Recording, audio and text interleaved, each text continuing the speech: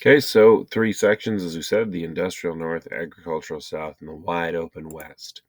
Let's take a look at more specifically what they are. The industrial north is factories working for the man, cities and incomes. That's wages, it's your money. Positive thing, right? The agricultural south, ag is going to be growing things. It's farms. Exports are cotton and tobacco.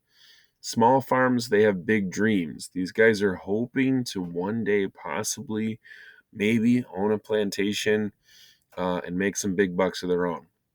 The reality is, most of the South is actually these small farms. It's not large plantations. But because these small farmers think they can get to those big plantation days, the South kind of has this concept, we're all agricultural and slavery can matter for all of us, even though the small farmers don't actually own slaves. We'll talk a little bit more about, slave trade and some of the politics behind that tomorrow. These large plantations, of course, big money and loaded with free labor. That's how they run the place. So loaded with slaves.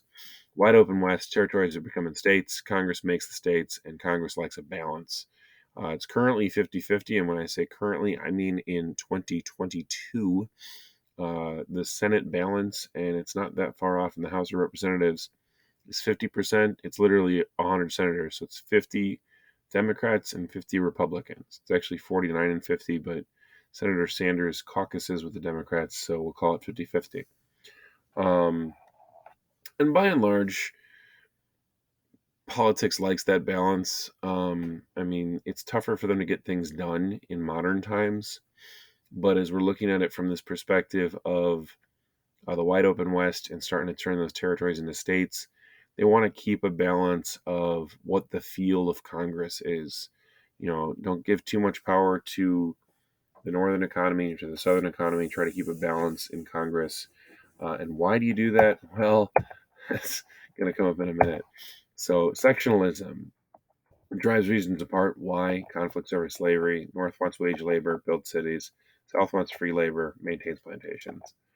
Um, the U.S. sections and interests in the 19th century. The West, again, cheap land. The Northeast, manufacturing and trade. The South, cotton and slavery. Why do they keep this balance, though? Because if nobody's happy, everybody's happy. If we got the wide open West and the North just kind of going footloose and fancy free, swinging from the chandeliers, and the South kind of locking things down and saying, this is how we're going to do it, and it's kind of nobody's happy because you don't like how the other side's doing things, but that means everybody's happy because nobody's really getting what they want. Your exit ticket for today is going to be to create a tree map. This is there's a little link there in the Google form that you're using for today. Otherwise, you can click on the link there if you missed this lesson on the given day that we did it. Create a tree map of the U.S. sections and their interests. So you can see it's already labeled U.S. sectionalism. And then, of course, that question will also be in there. Questions, comments, concerns, anything for the good of the cause. That's what I've got for you for today. I hope that you learned something from this, and I am hoping to be back with you guys again tomorrow, and we can kind of get some better discussion on this and take a look at how the slave trade is going to be affecting this as well.